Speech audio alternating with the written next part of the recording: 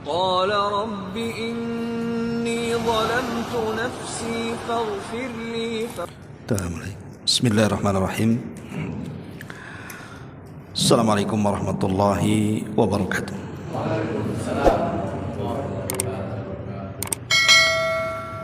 Alhamdulillah wassalatu wassalamu ala rasulillah wa ala alihi wa sahbihi wa mawalah wa la hawla wa la quwata illa billahi wa ba'du.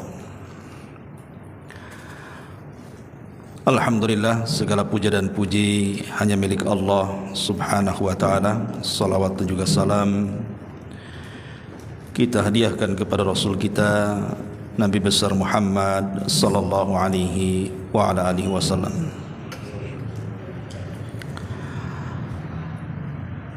Hadirin dan hadirat rahimakumullah, alhamdulillah di malam ini kembali kita bisa duduk di Masjid Al-Fajri Jodoh Batam, dan tema di malam hari ini adalah tema ulasan. Karena kemarin ada yang WA ke saya, tolong Ustaz sampaikan kembali tentang masalah tema keluarga. Nggak tahu siapa yang WA, katanya Jamaah Al-Fajri gitu. Iya, tentang perkara-perkara yang diharamkan seorang istri dilakukan kepada suaminya. Ma'asyiral muslimin wal muslimat rahimani wa rahimakumullah.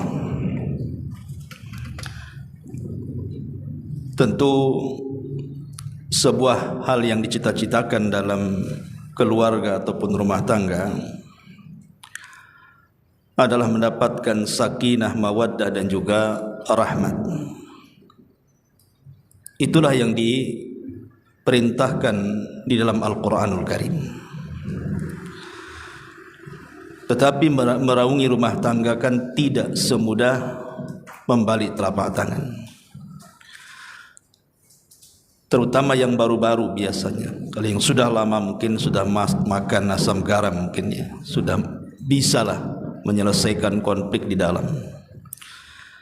Tapi yang baru-baru ini terkadang tidak bisa.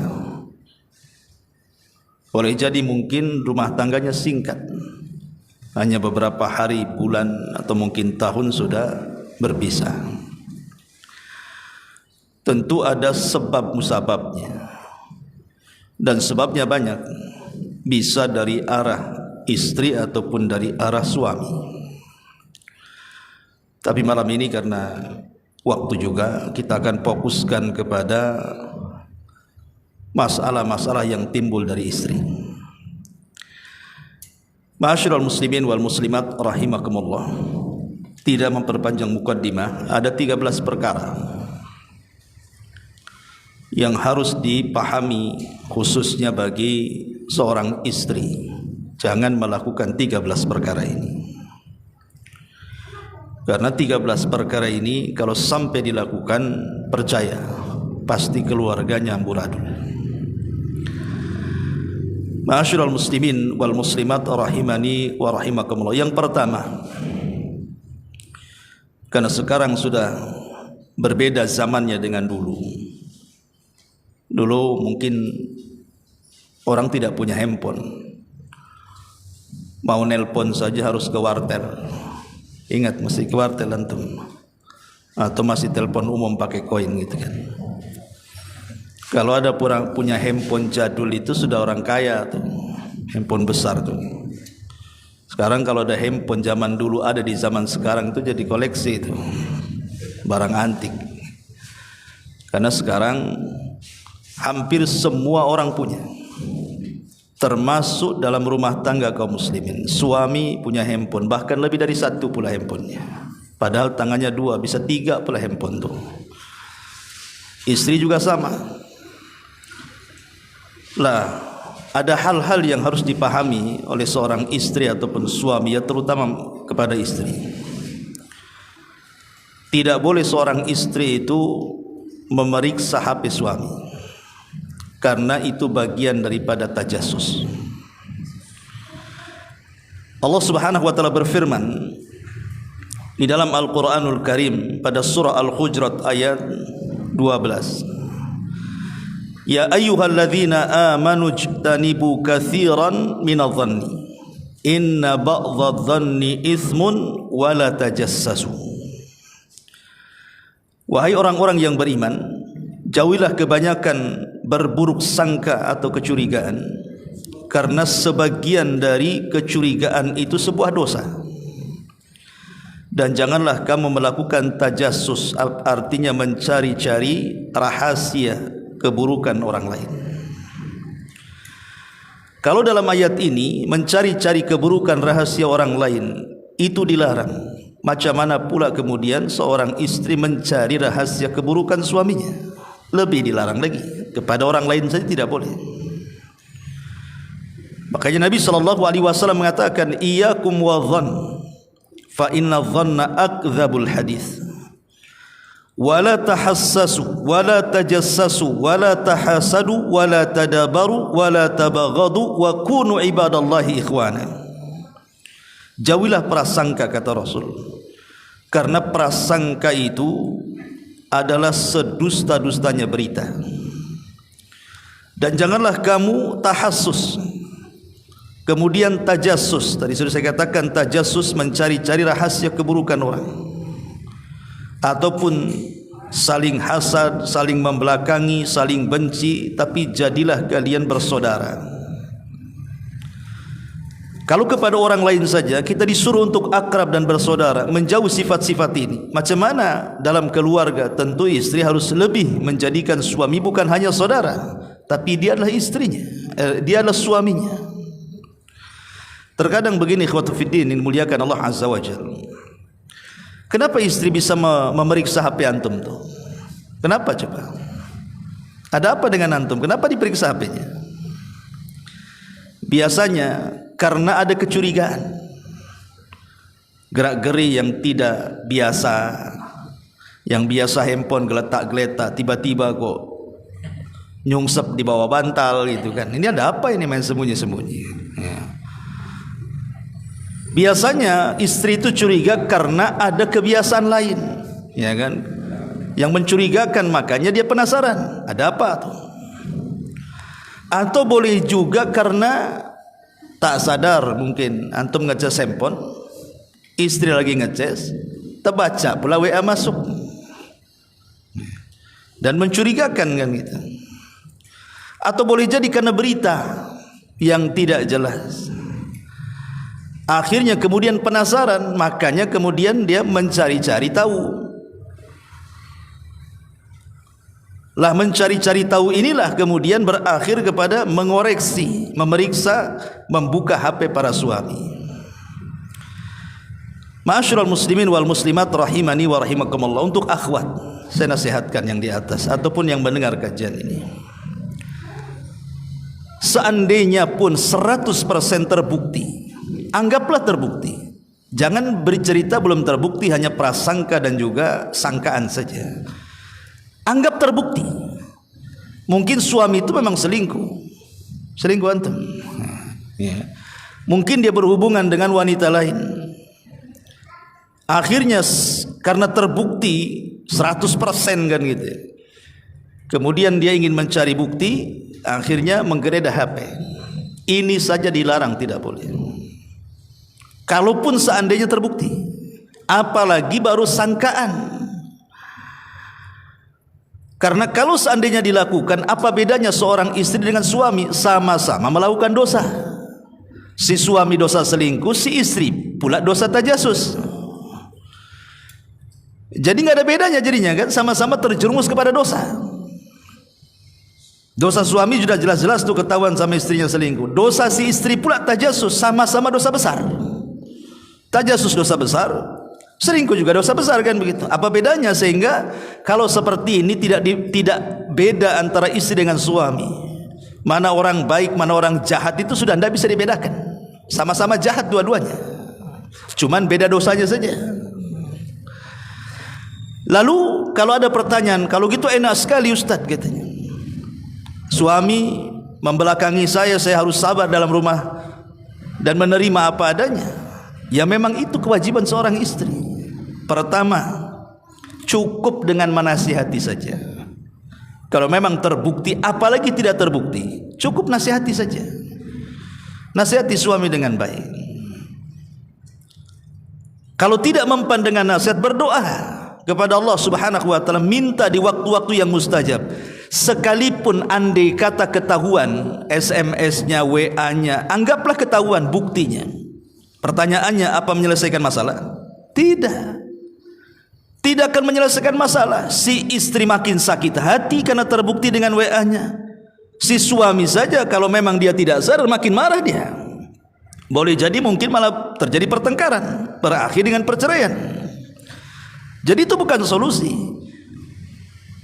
Atau mungkin ada sebagian suami dia tobat sesaat karena ketahuan tobat dia.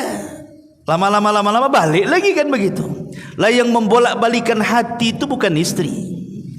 Makanya pentingnya berdoa kepada Allah Azza wa Jalla, wahai para istri, supaya hati suami itu dibolak-balikan oleh Allah. Kalau Allah yang membolak-balikan hati, tidak usah lagi meriksa handphone. Ketakutan sendiri suami itu.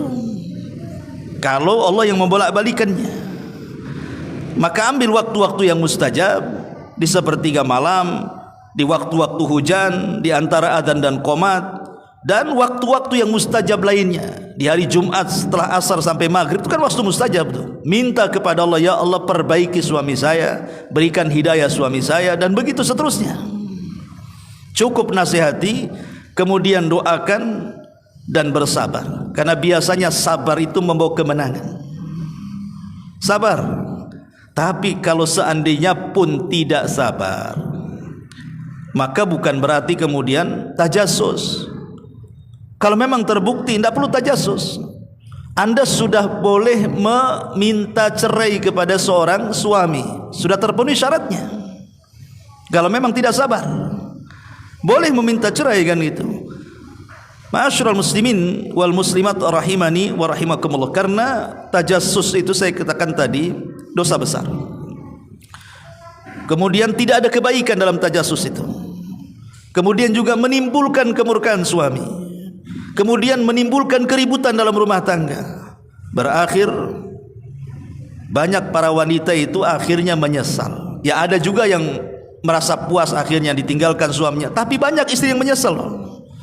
Setelah dilabrak suaminya marah kemudian dicerainya, nyesel dia jadi janda. Anak banyak. Mau kawin lagi, mikir dia kadang-kadang.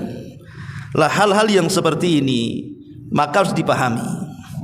Ya, ini yang pertama nih, jangan dekat-dekat handphone suami. Ini satu. Yang kedua, ya, tidak boleh mengambil harta suami tanpa izin. Tidak boleh mengambil harta suaminya tanpa izin. Oh, suami lupa naruh uang di kocek dia. Kan ada tuh kadang antum lupa tuh, 100 200 pas dicuci sama istri kan. Wah itu ganimah tuh, jingkrak-jingkrak istri dapat ganimah katanya kan. Itu bukan harta istri, itu harta suami. Tetap harus kasih tahu, jangan sembunyi-sembunyi. Tidak boleh, karena mengambil tanpa izin itu juga sebuah pencurian. Itu kalau suaminya baik. Ingatlah, kalau suaminya bertanggung jawab. Maksudnya kalau sudah memenuhi 5 hak yang sudah saya jelaskan pada waktu yang lalu. Suaminya sudah ngasih rumah, walaupun ngontrak jadilah kan gitu. Suaminya ngasih pakaian sehingga istrinya tidak buka aurat, sudah tertutup auratnya. Suaminya sudah ngasih makan minum, cukuplah untuk kesehatan dia. Kalau istri sakit, suaminya maulah belikan obat atau ke apotek atau diajak ke dokter, adalah perhatian dengan kesehatannya. Suaminya bertanggung jawab dengan anak-anaknya, kalau punya anak untuk nyokolahkan. Ini 5 kalau sudah diberikan oleh suami, maka kewajiban suami gugur. Enggak boleh istri mengambil hak lebih daripada yang diberikan suaminya. Kecuali kalau suaminya bakhil kikir, itu lain lagi. Kalau suami bakhil kikir, maka syariat Islam membolehkan istri mengambil tanpa izin. Nyuri-nyuri di dompet antum itu tidak apa-apa kalau antum bakhil. Karena dahulu Di zaman Nabi SAW ada seorang sahabat namanya Abi Sufyan radhiyallahu an. Dulunya musuh Nabi tapi belakang dapat hidayah. Itu punya istri namanya Hindun. Abi Sufyan itu masya Allah kaya tapi medit kikir, naudzubillah. Sehingga Hindun ini harus mencari pekerjaan untuk menghidupi anak-anaknya. Padahal suaminya sanggup ngasih makan, tapi istri yang cari kerja. Ya. Jadi lama-lama jenuhlah Hindun ini. Akhirnya dia selalu mengambil sebagian harta daripada Abi Sufyan tanpa sepengetahuannya. Tapi dia enggak enak, dia datang kepada Rasul bertanya dengan mengatakan, ya Rasulullah, boleh enggak saya mengambil harta dari suami saya tanpa izin karena dia suami yang pelit? Maka Nabi SAW mengatakan, khudhi min malihi bil ma'ruf ma yakfiki wa yakfi baniki. Ambillah dari harta suamimu yang mencukupi dirimu dan anak-anakmu dengan cara yang baik. Al-Hafidz Ibnu Hajar Al-Asqalani rahimahullahu taala mengatakan bahwa makna mengambil dengan cara baik itu maksudnya adalah ambil sesuai dengan hajat dan kebutuhannya dan tidak boleh lebih. Kalau seandainya mungkin hajat dan kebutuhan, ya mungkin 1 bulan itu cukup dengan 1 juta, ya sudah jangan lebih. Cukup dengan 1 juta, kenapa harus ngambil 10 juta? Nah itu maksudnya boleh. Tapi kalau seandainya kemudian suaminya sudah baik, maka tidak boleh istri mengambil uang suami itu kecuali dengan izinnya. Walaupun nemu tadi istilahnya ya, nemu di celana gitu kan. Karena tapi kalau istri baik pasti dia kasih tahu kan. Kasih tahu tapi sudah dibelanjakan uangnya. Kan dibelanjakan kasih tahu kan gitu. Nah, ini yang parah ini. Kan gitu. Ya. Jadi balikin suami. Atau kalau ini minta, kalau dikasih ya ambil, tak dikasih ya jangan, karena hak dia sudah terpenuhi.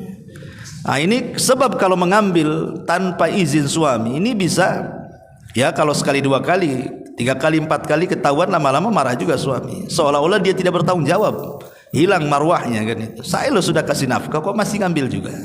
Ya. Ma'asyiral muslimin wal muslimat rahimani wa rahimakumullah. Ini yang kedua. Kemudian yang ketiga, ada sebagian istri itu dia kalau bicara dengan suami, kalau ada masalah itu suka ngangkat suara. Bukan hanya ngangkat suara, terkadang ada sebagian istri itu tidak menghormati suami. Bahkan ada yang merendahkan suaminya. Bahkan seolah-olah suami tidak ada harganya.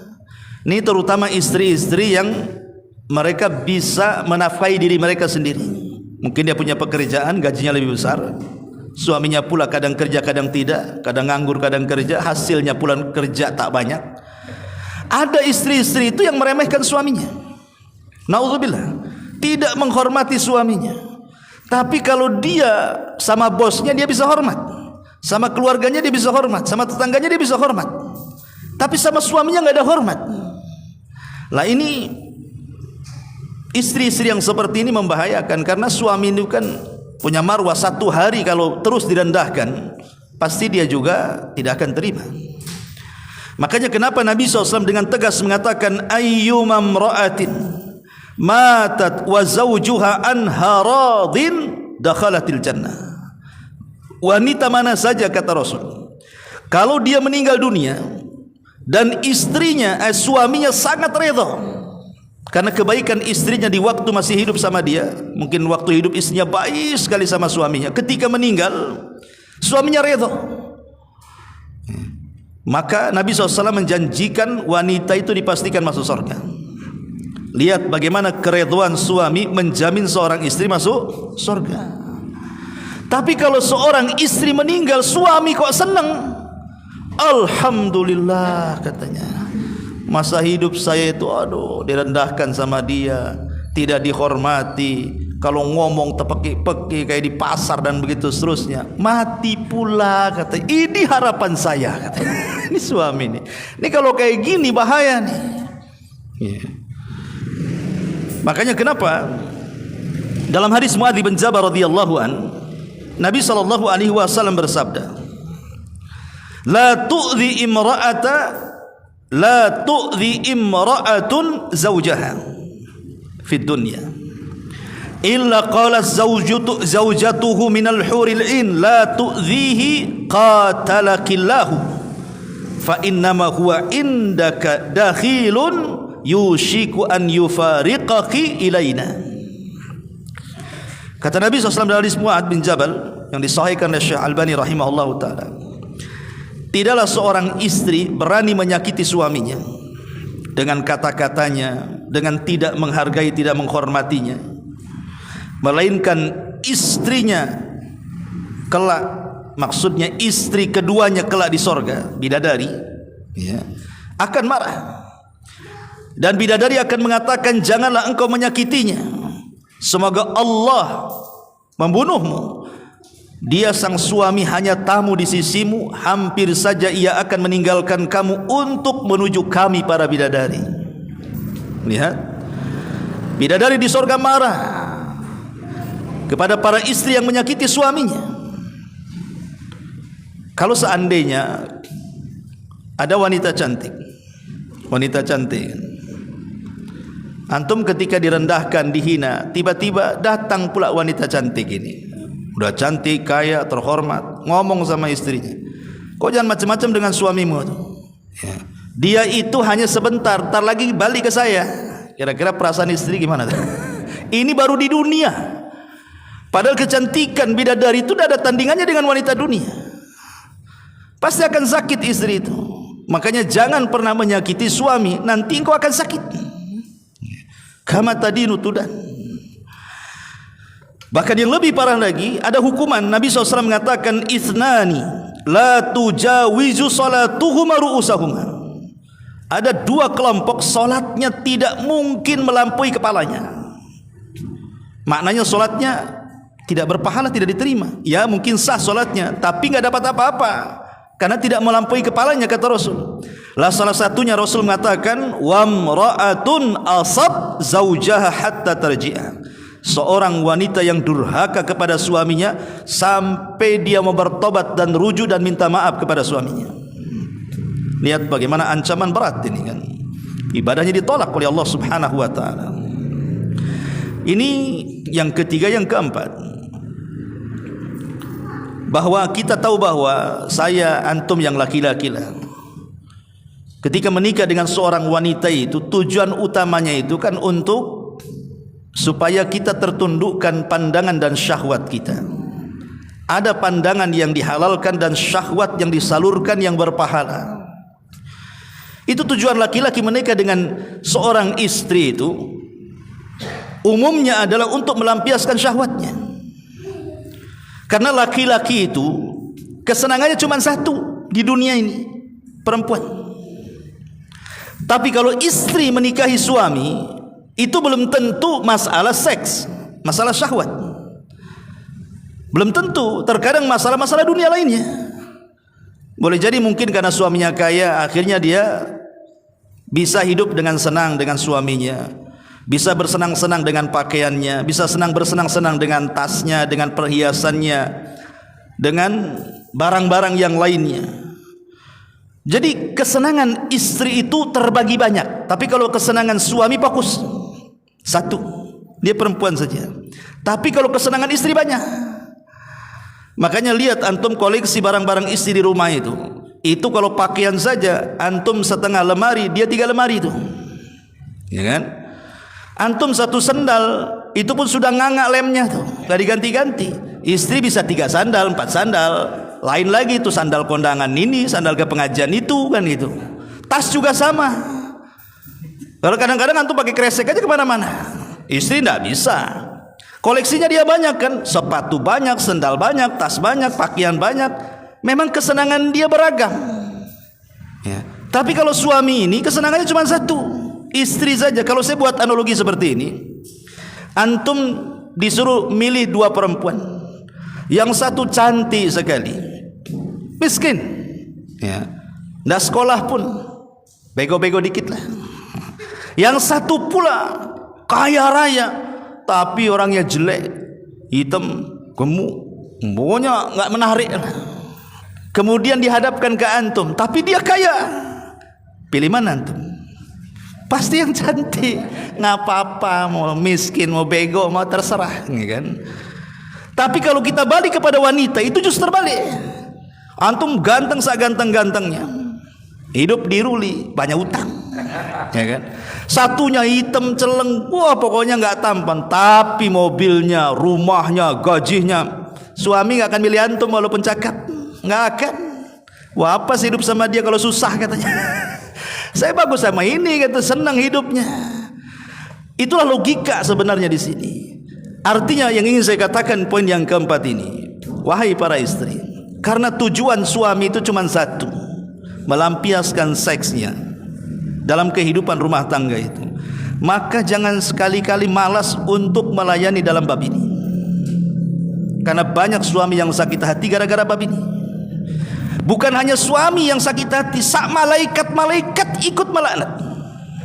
Ya. Nabi SAW sampai mengatakan dalam sebuah hadis, ya, idza da'a ar-rajulu imra'atahu ila firashihi fa'abat fabata ghadban la'anathal malaikatu hatta tusbiha. Apabila seorang laki-laki mengajak berhubungan kepada istrinya, hubungan suami istri, tiba-tiba istri menolak dengan banyak alasan, capek lah, kan gitu, nggak mood lah, macam-macam alasannya, sibuk, pokoknya macam-macam alasannya, sampai suaminya dongkol, marah gitu kan.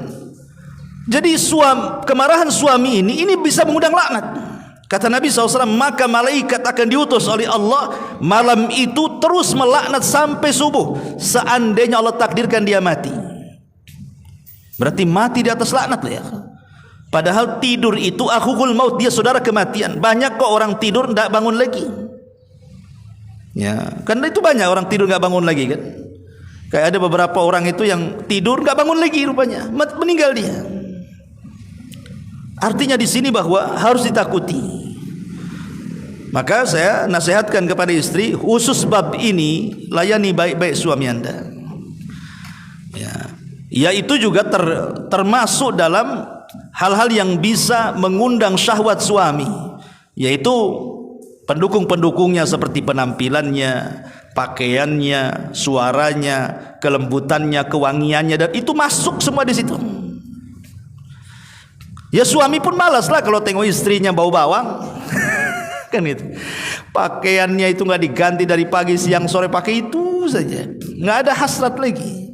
Jadi buatlah suami itu, justru itulah yang menjadikan kenapa suami itu dia berhak membayar mahar karena untuk menghalalkan menggauli seorang istri.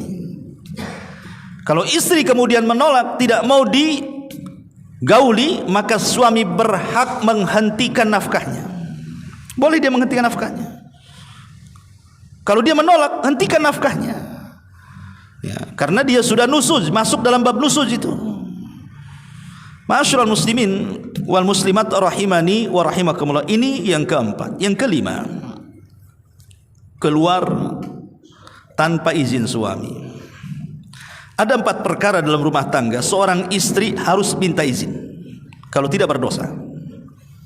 Dalam keluarga itu ada 4 perkara seorang istri wajib izin sama suami.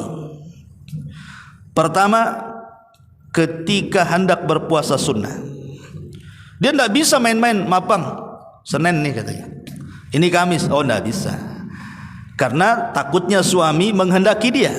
Melayani suami hukumnya wajib. Puasa sunnah ya sunnah saja, wajib lebih dahulukan daripada sunnah. Makanya hatta dalam ibadah sunnah saja tidak bisa seorang wanita beribadah kecuali ada izin suaminya. Ini satu. Yang kedua, memasukkan orang lain ke dalam rumah. Tidak boleh seorang istri memasukkan orang lain ke dalam rumahnya. Apakah orang ini laki-laki, apakah orang ini perempuan, apakah orang ini kerabat, apakah orang ini keluarga, apakah orang ini tetangga, siapapun tidak boleh kecuali dengan izin suaminya. Izin bang, ada kawan mau main ke rumah nih bang, boleh enggak? Ini enggak, suami datang-datang udah rame rumah tuh, kulkas kosong pula gitu. Oh ini ada acara ini, kenapa suami tak tahu?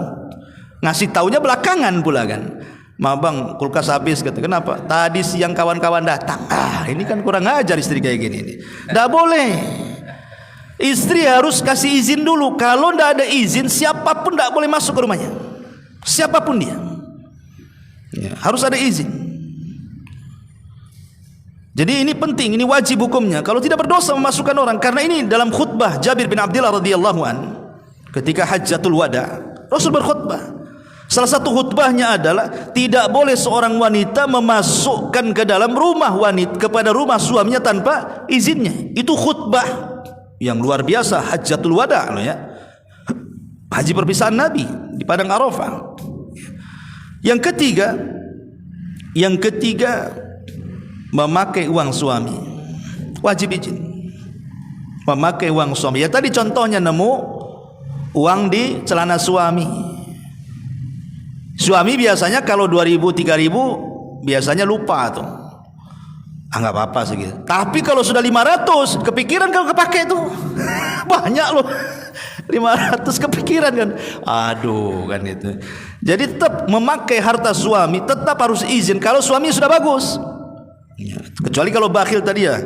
Nah, kemudian yang terakhir ini, tidak boleh istri ini keluar rumah, entah ke tetangga yang sebelahnya sekalipun, apalagi ke teman-temannya yang jauh, kecuali harus minta izin. Jangan kebiasaan istri-istri sudah di rumah temannya WA, saya di rumah teman katanya, lah ini gimana ya. Jadi jangan membuat konflik dalam keluarga. Ini 4 perkara tidak boleh tidak, harus minta izin. Saya ulang, ketika beribadah sunnah minta izin. Yang kedua, memasukkan orang ke rumah minta izin. Yang ketiga, memakai uang suami minta izin. Dan yang keempat, keluar rumah harus minta izin. Ma'asyiral muslimat yang dimuliakan Allah Azza wa Jalla. Kenapa demikian? Ini perintah Al-Quran. Dalam surah Al-Ahzab ayat 33, Allah mengatakan, waqarna fi buyutikun, hendaklah kamu para istri tetap di rumah-rumah kalian, wala tabarrujna tabarrujal jahiliyatil ula, dan janganlah kalian bertingkah seperti tingkahnya orang-orang jahiliyah. Ini yang kelima. Yang keenam, ada sebagian istri ketika suami bekerja di luar. Ini khususnya bagi suami-suami yang mungkin kerja kapal, yang kadang-kadang sebulan, 2 bulan, bahkan setahun 2 tahun baru pulang kan ya. Atau mungkin di luar kota, atau boleh jadi mungkin masih satu kota ya, pergi pagi pulang malam gitu ya. Ada sebagian istri itu dia hilang rasa malunya, seolah-olah dia tidak punya suami, sehingga ketika tidak ada suami itu seolah-olah dia merdeka. Dia tidak ada ikatan yang namanya mitsaqan ghalidha. Sebagaimana Allah mengatakan dalam surah An-Nisa 21 bahwa suami istri itu terikat dengan mitsaq al-ghalid. Mitsaq al-ghalid itu artinya ikatan yang sangat kuat. Dia lebih kuat daripada ikatan-ikatan perjanjian yang lainnya. Ada seorang istri seolah-olah tidak punya ikatan dengan suami, sehingga suami berbulan-bulan tak datang. Dia biasa ngobrol dengan laki-laki yang bukan mahramnya, kadang-kadang berjam-jam bercanda dan begitu seterusnya. Memang sih tidak ada rasa karena dia merasa sudah punya suami, tapi itu melanggar mitsaqan ghalidha itu namanya. Tidak boleh. Kadang-kadang kemudian beramah tamah dengan laki-laki yang bukan mahramnya, atau menghambur-hamburkan harta suami ketika suami tidak ada, atau tidak mendidik baik-baik keluarganya, dan begitu seterusnya. Lah ini harus dijaga. Makanya kenapa di antara alamat-alamat istri solehah yang Allah katakan dalam Al-Quran itu, fassalihatu qanitatu hafizatu lil ghaibi.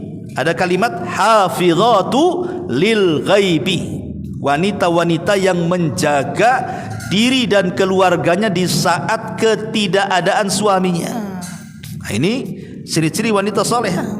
Ini yang keenam ya. Kemudian yang ketujuh, ingin mengetahui semua perkara yang ada pada suaminya. Ada model-model istri itu kalau bisa dari A sampai Z urusan antum dia tahu semua. Mulai siapa nama bosnya, sekretarisnya siapa kan itu. gajinya berapa, pengeluarannya berapa kan itu, teman-temannya siapa, pengen tahu isi tasnya itu berkas apa saja, semua pengen tahu tuh. Tidak wajib bagi istri itu mengetahui persoalan-persoalan suami, kecuali kalau suami itu memang menceritakan kepada istri hanya sekedar ingin minta solusi, dan itu pernah dilakukan Nabi.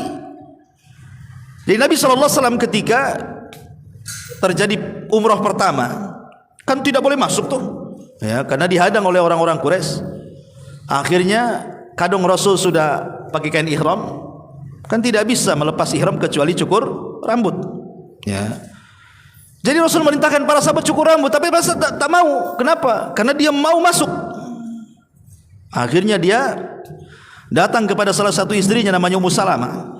Dia cerita, wahai Ummu Salamah, apa kamu punya pendapat? Saya tadi menyuruh sahabat-sahabat mencukur rambut, dia tak mau.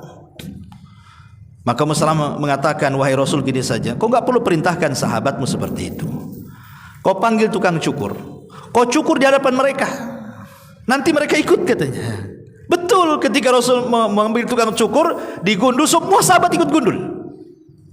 Artinya kan kalau minta solusi boleh mengungkapkan rahasia kan ya. Tapi kalau suami tidak meminta solusi, tidak perlu dikorek-korek. Tidak ada istri Nabi itu yang mengorek-ngorek kondisi urusan Nabi SAW. Karena bagaimanapun urusan istri sudah ada sendiri bidangnya, urusan suami sudah ada sendiri bidangnya. Suami lebih paham sebagaimana istri juga lebih paham dengan kewajibannya. Kan istri lebih paham, antum tidak boleh ngeritik-ngeritik istri. Mereka lebih paham. Lebih paham kan bagaimana kondisi rumah. Kadang istri ini tangan dua bisa jadi 10. Dia bisa dalam satu waktu ngerjakan apapun. Kita suami tidak bisa. Satu kerjaan ya fokus kan itu. Tidak bisa antum depan komputer sambil gendong anak kan. Yang ada dimakinya anak antum, ganggu kerja saja. Kalau istri biasa gendong anak, masak, kadang-kadang nerima telepon, bisa dia. Kaki tangan gerak semua tuh. Artinya istri sudah ada bidangnya. Tekuni di bidangnya, suami ada bidang, enggak usahlah masuk-masuk di luar pagar itu. Ini yang nomor 7. Yang nomor 8. Jangan sampai membuka rahasia. Ada seorang istri itu yang suka membuka rahasia suaminya, walaupun kepada keluarganya. Ada seorang istri yang curhat kepada ibunya, kepada bapaknya tentang sikap suaminya. Tidak boleh. Tidak boleh menceritakan privasi. Cukup anda dengan suami yang tahu.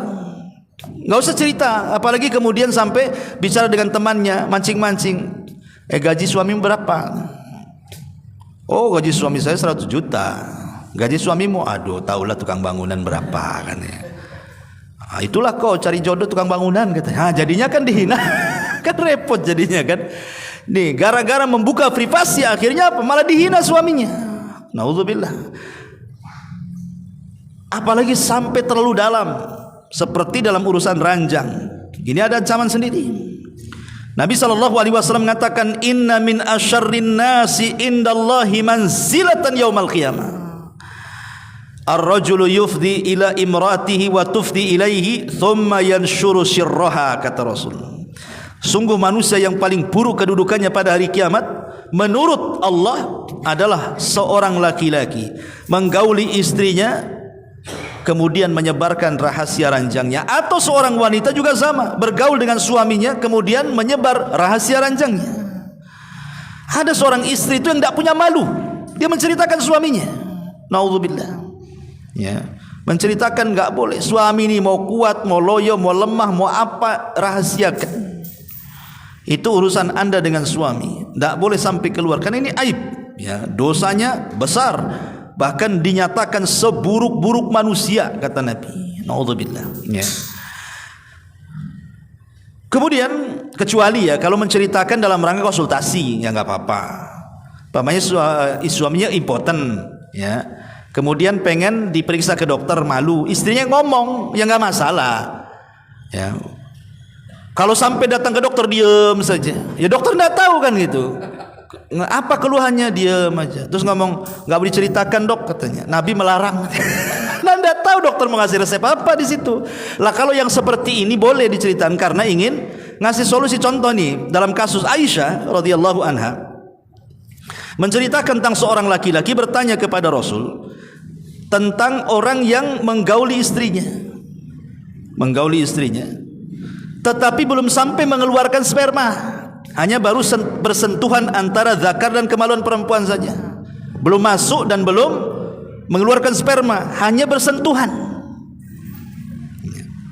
Apakah kemudian wajib mandi? Ya, maka Nabi SAW mengatakan, ya, wajib mandi. Nah, itu kan karena solusi bertanya kan, karena dia tidak paham apakah mandi itu sampai mengeluarkan sperma atau tidak. Kata Rasul, tidak. Apabila sudah terkumpul 4 cabang, kata Rasul, 2 paha dan 2 tangan, sudah terkumpul 4 cabang, kemudian sudah menempel, walaupun tidak masuk, menempel, itu sudah wajib mandi. Lah ini kan orang ini bertanya kepada Rasul kan soal hubungan kan. Nah, itu boleh kalau memang mencari solusi, tapi kalau tidak mencari solusi tidak boleh. Jadi dibolehkan itu kalau mencari solusi saja.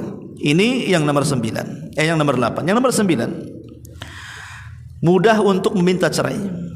Ada seorang istri itu tak kenapa gitu ya, nanti masalah sedikit ceraikan aku bang katanya. Nanti masalah sedikit pulangkan aku ke orang tua katanya. Nanti ceraikan sedikit masalah sedikit kabur dia dari rumah, entah di mana kan gitu.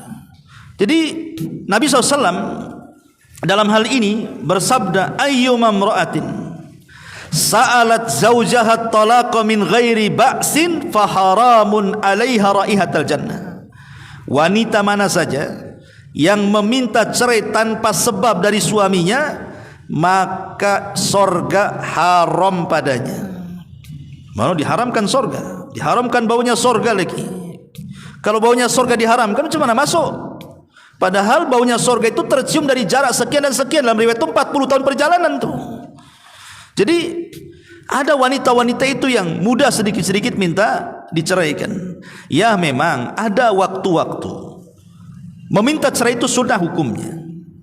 Contoh umpamanya, kalau seandainya si suami ini dia mungkin kurang memberikan hak-hak dan kewajibannya, dia tidak bisa memberikan nafkah, dia bisa cari uang tapi malas, akhirnya istri yang cari nafkah. Dia tidak mau mendidik anak-anaknya, tidak mau mendanai pendidikan anaknya, ibunya pula istrinya yang capek-capek. Itu boleh, karena suami sudah tidak bertanggung jawab. Bahkan ada situasi istri wajib minta cerai ketika suaminya tidak sholat sama sekali. Karena orang tidak sholat sama sekali itu kafir. Ya, kalau seandainya dia masih tetap bersama suami yang tidak sholat, sama aja satu rumah dengan orang kafir. Jadi ada memang waktu-waktunya istri itu boleh minta cerai, tapi tidak semua permasalahan itu dikit-dikit minta cerai. Kan bisa bincangkan, apalagi kalau suami itu memang sudah melaksanakan hak dan kewajibannya seorang suami. Lalu apa tuntutan cerai Anda atau khulu minta cerai itu? Maka seorang istri yang seperti ini akan diharamkan padanya bau sorga. Ini yang nomor 9. Yang nomor 10, meremehkan tanggung jawab. Ada seorang istri itu meremehkan tanggung jawab selaku istri. Entah tanggung jawab soal dapur, soal sumur, soal kasur bahasanya kan. Pokoknya ada istri-istri itu pemalas, tidur saja, rumah berantakan, malas dandannya kalau kearisan mau dia. Pokoknya ada istri itu pemalas. Udahlah bang, COD aja bang. Nanti siang itu juga makan siang, COD lah bang. Nanti makan sore COD lagi. Oh si COD seumur hidup. Ya dapat kartu COD. Kalau CEO ya boleh lah, dia banyak duitnya. Kan ini suaminya bukan CEO, ini suaminya supir ojek. La ilaha illallah kan. Si COD apa bankrupt dia. Jadi hal-hal yang seperti ini kan ada seorang istri itu pemalas. Atau mungkin pemalasnya ini karena ada hal, contoh mamanya dia bekerja di luar, sehingga hak dan tanggung jawabnya seorang istri itu kadang-kadang kurang. Lah Islam itu sebenarnya tidak melarang wanita kerja di luar, asal memenuhi syarat. Syekh Shalih Fauzan menyebutkan 3 syarat. Ya, tapi ulama yang lain menambah. Pertama, boleh seorang wanita bekerja di luar kalau memang pekerjaan yang dibutuhkan itu betul-betul pekerjaan yang memang layak untuk seorang wanita, masyarakat membutuhkan. Tidak bisa laki-laki yang bekerja, harus perempuan. Ya. Yang kedua, bekerja di luar rumah dilakukan setelah kewajiban-kewajiban rumah tangga dilakukan. Boleh Anda keluar. Ini tidak, yang harusnya pagi itu ya nyediain sarapan suami, nyediain kopi tuh apa gitu. 5:30 dah hilang. Suami yang sibuk di dapur kan. Nah ini yang seperti ini nih yang kadang-kadang diremehkan. Boleh kerja di luar tapi kewajiban rumah selesaikan dulu. Atau yang ketiga kata Syekh Shalih Fauzan, di tempat lingkungan bekerja itu yang banyak berinteraksi antara sesama perempuan, tidak ada ikhtilat di situ. Nah, kalau tiga ini ada kata Syekh Shalih Fauzan boleh. Atau sebagian ulama menambahkan harus ada izin suami. Izin suami. Kalau suami, ngapain kamu kerja? Saya kasih makan dah cukup. Rumah sudah ada, kau makan 3 kali, baju sudah ada. Ngapain pula kerja? Ya, kalau sudah memang hak dan tanggung jawab diberikan kepada suami, apa masalahnya suami larang? Berhak melarang. Tapi kalau memang suaminya kekurangan, istri ingin membantu, tidak ada masalah. Tapi izin dulu. Boleh nggak bang, saya kerja sama tetangga umpamanya, jadi pembantu nyucikan pakaiannya. Kan dekat juga rumahnya kan. Dan kalau seandainya jauh, masafah safar, maka harus diantar suaminya. Karena harus ada mahramnya kan. Kecuali kalau mamanya wilayah Batam yang bukan safar kan, masih sekitar Batam ini kan bukan safar, bolehlah sendiri. Tapi kalau udah kerja di Tanjung Pinang, kerja di Tanjung Uban atau kerja di Bali Karimun, itu kan sudah masafah safar itu. Ya ditemanilah mahramnya, entah suaminya entah siapa. Ya. Kemudian juga harus menjaga adab-adab syar'i, pakaian-pakaian dan begitu seterusnya. Karena biasanya kalau perempuan ini kerja di luar, itu madaratnya lebih besar dibandingkan manfaatnya, terutama dalam keharmonisan rumah tangga. Betapa banyak saya contohkan. Pamannya seorang istri kerja di kantor. Ya namanya di kantor kan pasti ikhtilat kan itu ya. Entah ada kawannya satu ruangan, entah bosnya, entah apanya di situ kan. Terkadang ada sebagian kawan-kawan sekantor itu jadikan curhat dia. Ini suami ini kadang-kadang sudah menikah 10 tahun. Di tahun ke-10 ada masalah. Akhirnya sakit hati si istri itu. Lah kebetulan di kantor itu mungkin ada teman laki-lakinya yang satu kantor, curhat pula kepada dia. Akhirnya karena si kawannya ini baik memberikan solusi begini-begini, dia pikir apa? Coba kalau suami saya kayak kamu katanya. Tentu hidup saya senang. Padahal baru curhat 1 kali, suaminya sudah 10 tahun sama dia. Kok bisa dia mengatakan seperti itu coba? Coba suamiku kayak kamu katanya. Kurang ajar kan. Suami udah 10 tahun, anak udah banyak kan gitu. Dia bisa muji orang laki-laki hanya ngasih solusi saja. Akalnya di mana wanita kayak gini nih? Nah inilah yang terjadi. Kenapa terjadi perselingkuhan, terjadi percekcokan, perceraian? Ya karena akibat kerja di luar rumah, karena tidak mengikuti batasan-batasan syar'i tadi. Nah, seperti ini jadinya. Ya. Ma'asyiral muslimin wal muslimat rahimani wa rahimakumullah. Kemudian yang nomor 10, nomor 11. Ya. Tidak bersyukur kepada suaminya. Tidak bersyukur kepada suaminya. Nabi SAW mengatakan, la yangdurullahu ila imra'atin la tashkuru li zawjiha wa hiya la tastaghni anhu. Kata Nabi SAW dalam hadis yang dikeluarkan Imam Nasai, Allah tidak akan memandang seorang istri yang tidak berterima kasih, bersyukur kepada kebaikan suaminya, padahal ia selalu butuh kepada suaminya. Dia butuh sama suaminya, ya butuh uangnya, butuh perlindungannya, butuh macam-macamnya, tapi dia tidak mau berterima kasih, tidak mau bersyukur kepada suaminya, tidak mau mengatakan jazakumullah, syukran atau apa itu. Ini istri sombong seperti ini. Karena memang salah satu tabiat yang tidak bisa lepas pada seorang wanita, semua wanita ya, istri antum, istri ana, istri siapa sajalah, ada satu kekurangan itu melekat pada semua wanita, tidak bisa dihilangkan, nggak bisa dihilangkan. Satu kekurangan ini nggak bisa dihilangkan. Dan kekurangan yang ada pada wanita yang nggak bisa dihilangkan pada semua wanita ini, kalau dia tidak pandai memanage, itulah kenapa Rasul mengatakan kebanyakan perempuan di neraka gara-gara satu kekurangan ini. Apa itu? Kufur kepada kebaikan suami. Kata Nabi SAW, "Ittala'tun nar." Diperlihatkan kepadaku neraka, kata Rasul. "Fa idza ra'aitu aktsarahan nisa." Kebanyakan penduduknya neraka. Kebanyakan penduduk neraka adalah wanita. Sahabat bertanya Rasul, apakah orang-orang yang masuk neraka dari kalangan wanita itu tidak sholat? Sholat mereka. Apa tidak puasa? Puasa mereka. Apa tidak ibadah? Ibadah. Boleh jadi di antara mereka ahli sholat malam, ahli puasa sunnah, ahli Quran, ahli zikir. Tapi kenapa mereka bisa masuk neraka? Maka Rasul mengatakan, walakinnahunna yakfurnal ashir. Kesalahannya satu, karena dia suka kufur dengan suaminya. Di situ yang disebut oleh para ulama dengan kusurul fitri namanya. Kusurul fitri itu pendeknya fitrah. Mudah emosi, kalau senang-senang sekali, kalau benci-benci sekali. Itulah perempuan. Karena perempuan itu ikut perasaan, bukan ikut akalnya. Akalnya belakangan, perasaannya dulu yang maju. Makanya setelah perasaannya maju, baru berpikir akalnya, nyesal belakangannya. Kalau laki-laki kan pakai akal dulu. Akal dulu, baru perasaan. Makanya kenapa hak talak itu dipegang laki-laki, bukan oleh perempuan. Kalau hak talak dipegang perempuan, pengadilan agama itu setiap hari berjubel tuh, minta cerai itu. Tapi kan hak talak dipegang antum kan. Makanya antum ketika menceraikan istri, walaupun emosi apapun, pasti berpikir, akhirnya tak jadi ya. Udah malam tuh saya ceraikan, besoknya tak jadi. Mikir nengok anak-anak, nengok ini, nengok itu, macam-macam yang ditengok kan. Kalau istri nggak gitu. Kalau malam ini pengadilan buka, sekarang juga ke pengadilan katanya. Dia si baik malam tak buka katanya. Nah, itulah diantaranya salah satunya adalah kusurul fitri. Kusurul fitri itu artinya pendek cara berfikirnya, membesarkan perasaannya sehingga mudah kufur. Rasul mencontohkan dalam hadis itu, macam mana bentuk kufurnya wahai Rasul?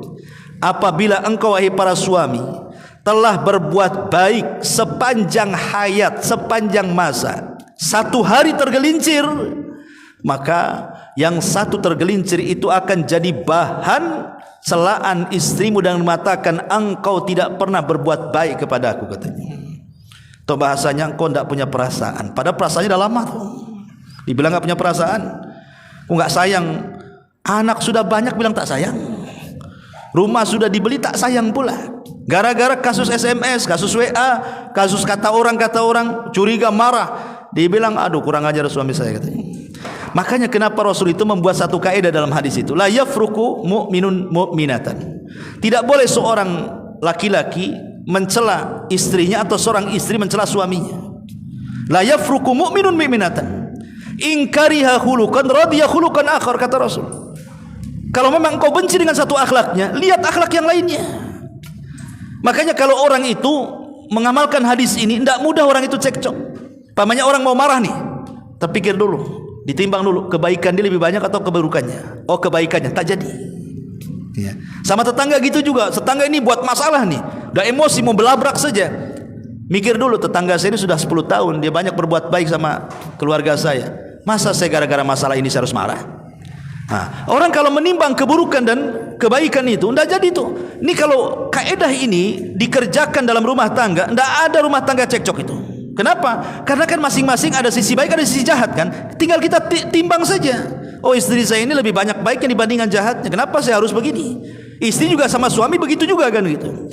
Tapi itulah kadang-kadang sisi jelek itu kusurul fitrah tadi. Istri ini mudah mengingkari. Walaupun kita berbuat baik lama, berbuat sekali kesalahan, pasti dia akan mengingkari kebaikan yang lama tuh. Itulah kejelekannya di situ.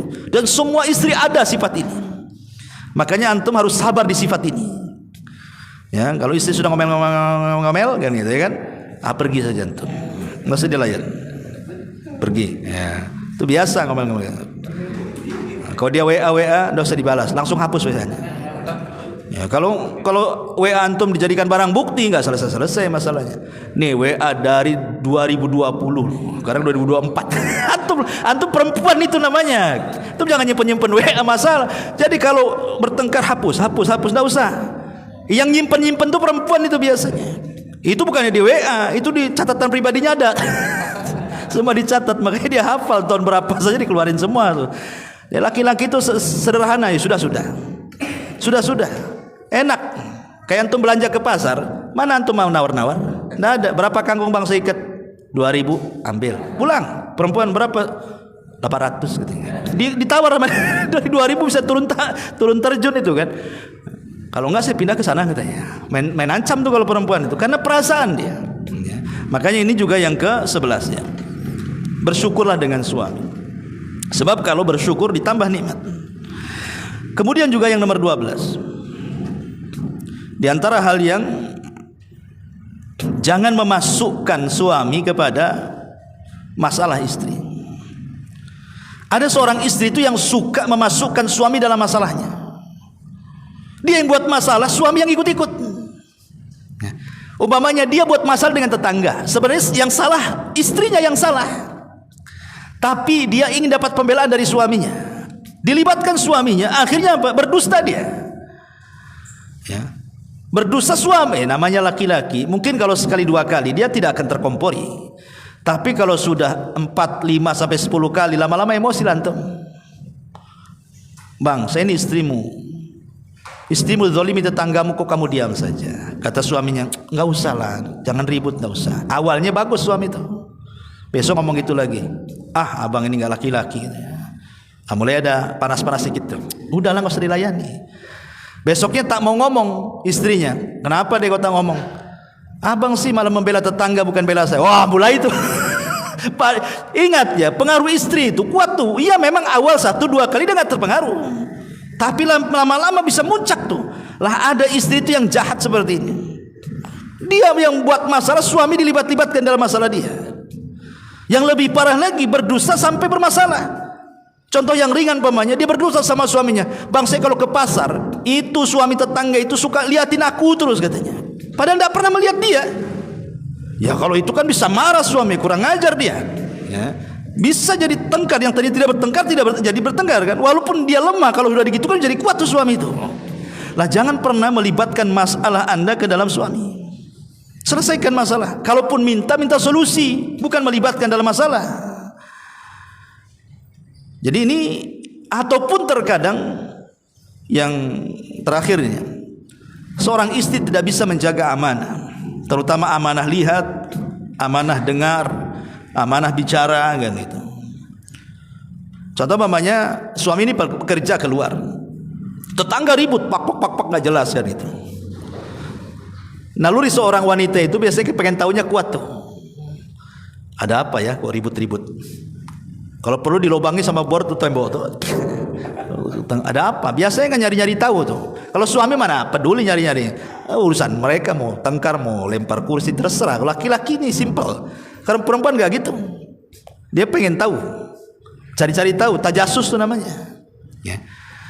Lah seandainya seorang istri ini mendengar pembicaraan tetangga sedang bertengkar, suami gak ada. Kemudian sore suami pulang kerja, jangan diceritakan.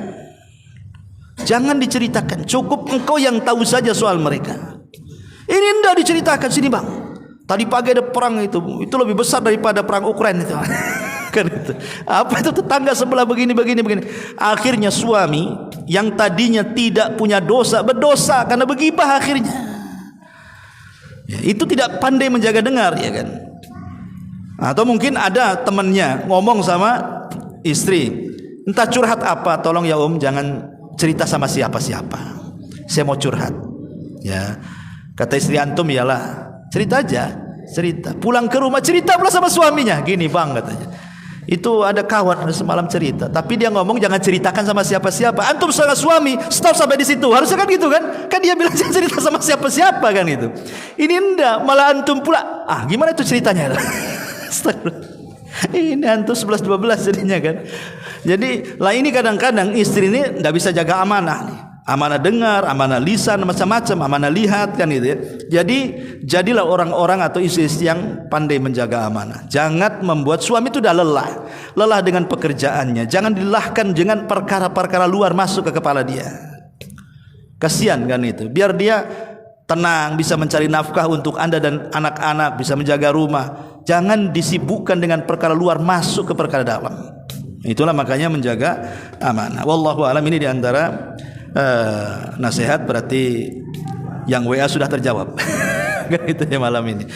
Wallahu a'lam. Subhanaka wa bihamdika asyhadu an la ilaha illa anta astaghfiruka wa atubu ilaik. Allahu ta'ala alam. Assalamualaikum.